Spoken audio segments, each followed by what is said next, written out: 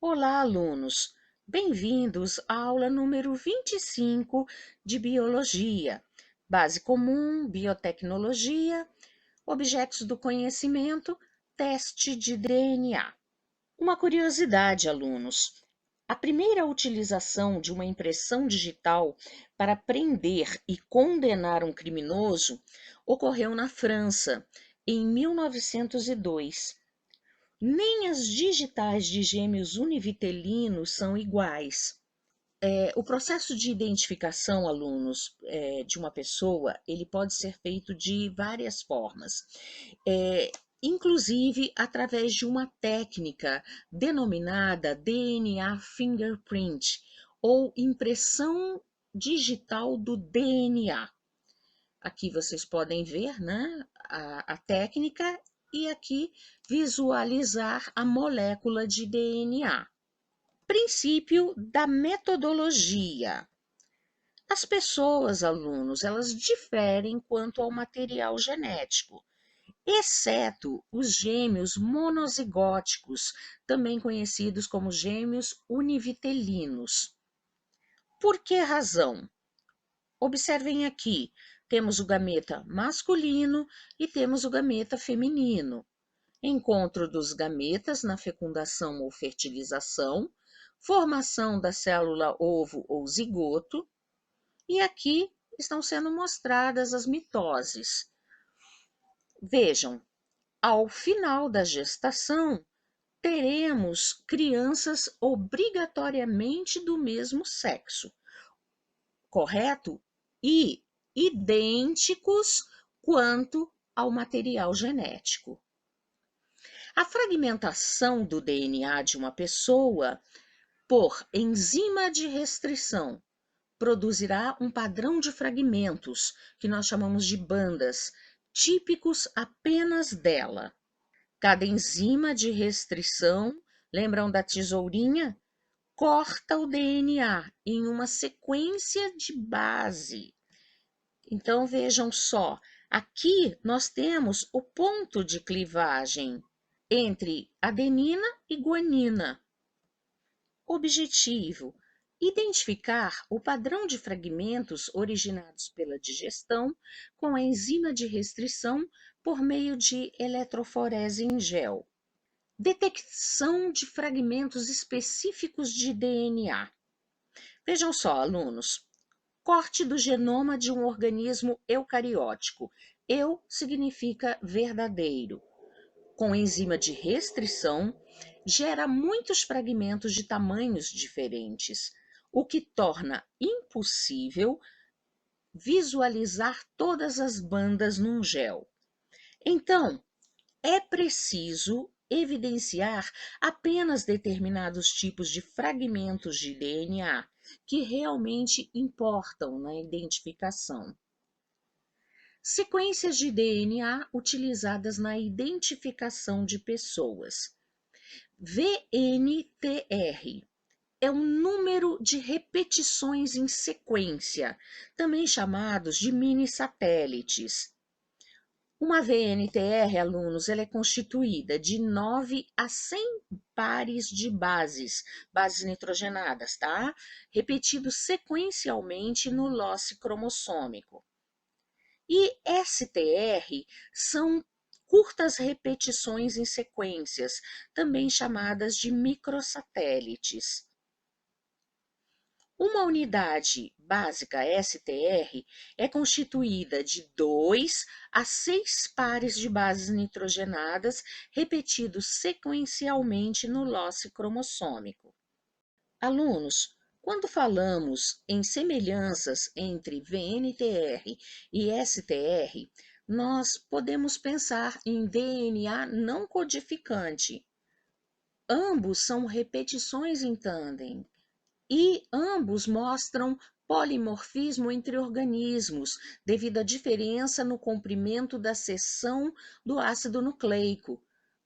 Tanto o VNTR quanto o STR são usados como marcadores genéticos na impressão do DNA e em estudos forenses. Agora, quanto à diferença entre VNTR e STR, nós podemos enfatizar, alunos, que o VNTR é um DNA repetitivo, não codificante, que possui uma sequência nucleotídica curta, repetida de maneira tandem. Lembrando, alunos, um nucleotídeo é formado pelo ácido fosfórico, por uma pentose, que é a desoxirribose, e uma base nitrogenada. STR é uma seção de DNA altamente repetitiva que consiste em 2 a 13 unidades de repetição de nucleotídeos, organizadas de maneira tandem.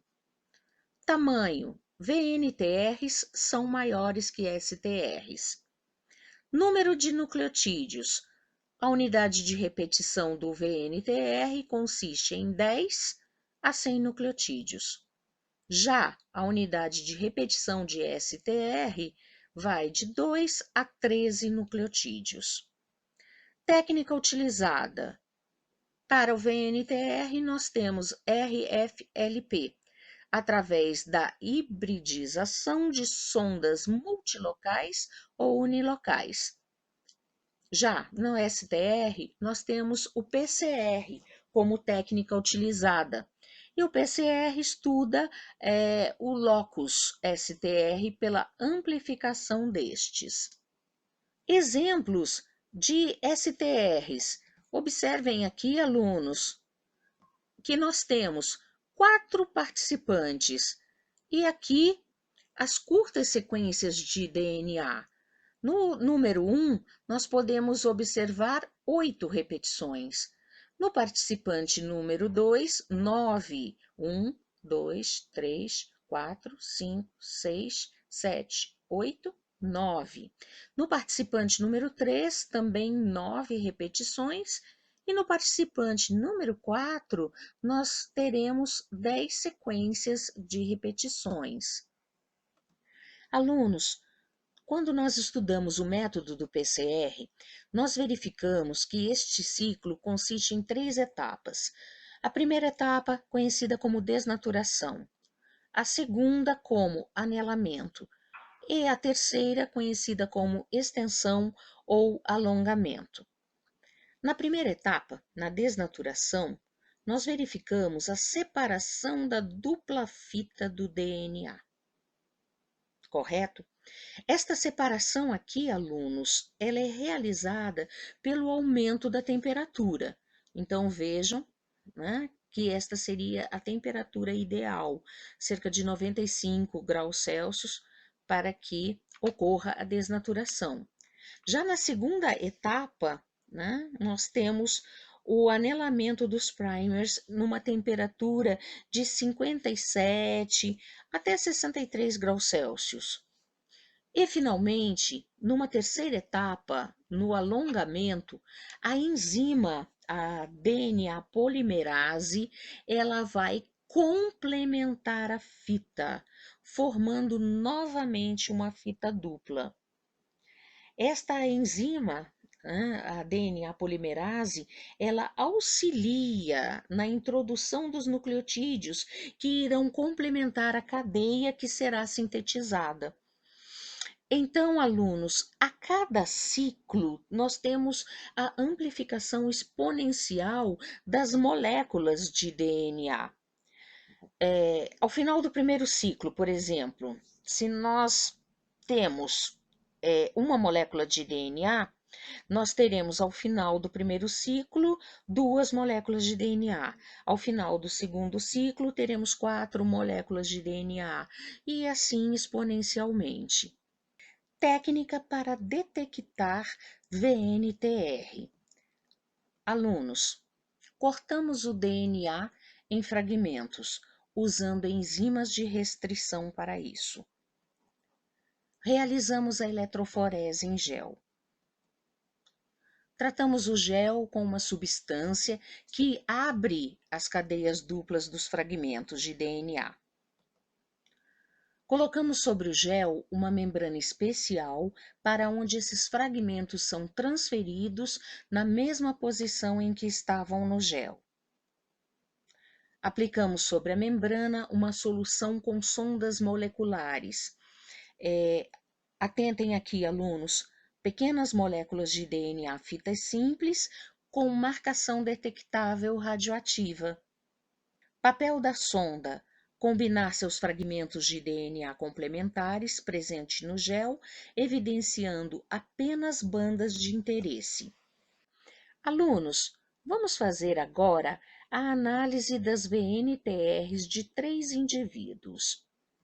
Aqui temos, né, a sequência de nucleotídeos.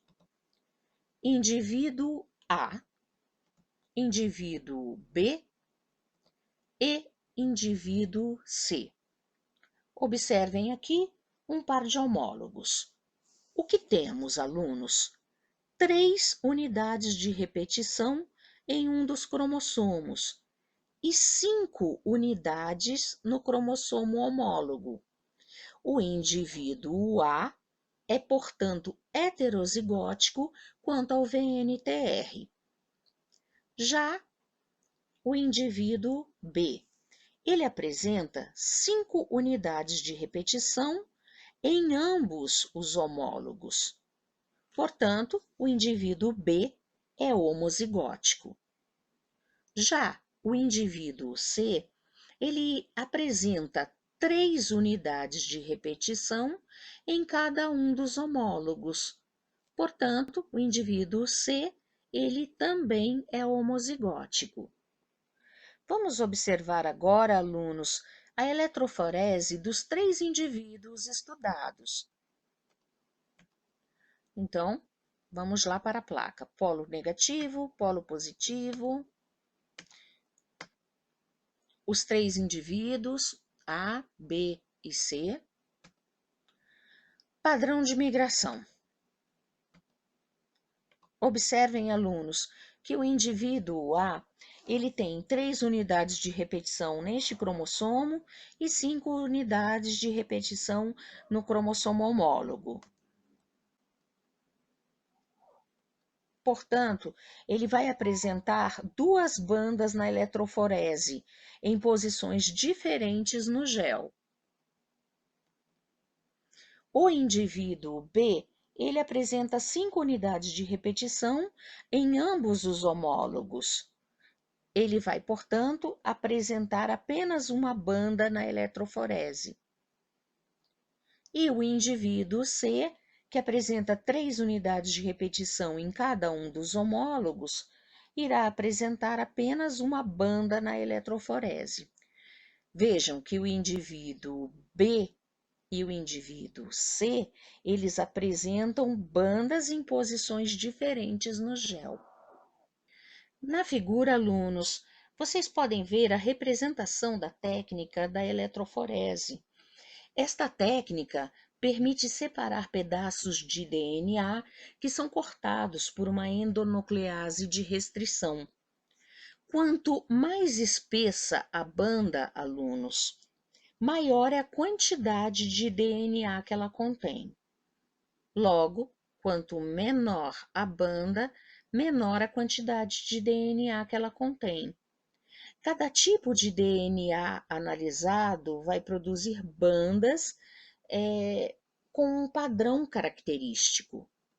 O material é adicionado e combina com os fragmentos de DNA, fazendo-os brilhar sobre luz ultravioleta. Esta imagem linda é fotografada. O padrão da distribuição dos fragmentos é analisado. Usos do teste de DNA na solução de crimes e problemas médicos. Análise de paternidade. O exercício que faremos agora, alunos, ele está na página 331 do livro-texto do Amabis. Então, vejam só, padrões de VNTRs de 4 pessoas envolvidas em um teste de paternidade. Aqui temos a criança, a mãe da criança, o possível pai número 1 e o possível pai número 2. Observem esta banda da criança coincidente com a banda de sua mãe. Já esta outra banda, ela é coincidente com o possível pai número 2. Nesta outra banda da criança, nós observamos que coincide com o possível pai número 2. Idem para essas duas bandas. Aqui, banda coincidente da mãe com a criança, da criança com o possível pai número 2, e aqui ainda uma banda coincidente da criança com o possível pai número 2. Vejam só, alunos, o que coincide? Mãe e criança, correto? E as outras bandas, criança e pai número 2. Logo, está excluída a paternidade do número 1. O pai da criança é o número 2. Teste de DNA de gêmeos. Alunos, antes de iniciarmos a análise do teste de DNA, vamos recordar a diferença entre gêmeos monozigóticos e gêmeos dizigóticos. Os gêmeos univitelinos, eles são geneticamente idênticos. Por quê? Vejam só. Aqui temos o encontro dos gametas, masculino e feminino, na fertilização. Formou-se a célula ovo ou zigoto e começam as mitoses sucessivas. Em um determinado momento, alunos, ocorre uma separação e, ao final de 9 meses, em geral, teremos duas crianças que são geneticamente idênticas. Porque vejam bem, ambas são filhos, digamos assim, dos mesmos gametas. Já os gêmeos bivitelinos, também conhecidos como dizigóticos e ainda gêmeos fraternos, nós temos a seguinte questão. Aqui, um gameta feminino foi fecundado por um espermatozoide. Nesta outra figurinha, nós temos um outro gameta feminino fecundado por outro espermatozoide. 2 zigotos se formam, começam as mitoses sucessivas até o nascimento. Estes gêmeos são geneticamente diferentes, porque não são filhos do mesmo gameta. E, neste caso, podemos ter 2 meninos, 2 meninas ou ainda um menino e uma menina. Aqui no teste de DNA, observem, 2 meninas são gêmeas univitelinas, ou seja, geneticamente idênticas. Vejam que o padrão de bandas é 100% coincidente. Agora, aqui nós temos 2 meninos, são geneticamente idênticos, são monozigóticos. Se você olhar o padrão de bandas, você verá que é igualzinho. Agora, aqui nós temos gêmeos fraternos, gêmeos bivitelinos. Aqui representado uma menina e um menino. E vocês podem observar que algumas bandas coincidem, mas não são todas. Existem, olha só, existem diferenças. Vamos para mais uma análise, alunos. Vejam só, aqui nós temos também uma disputa de paternidade. Então, a mãe da criança, a criança, o possível pai número 1 e o possível pai número 2.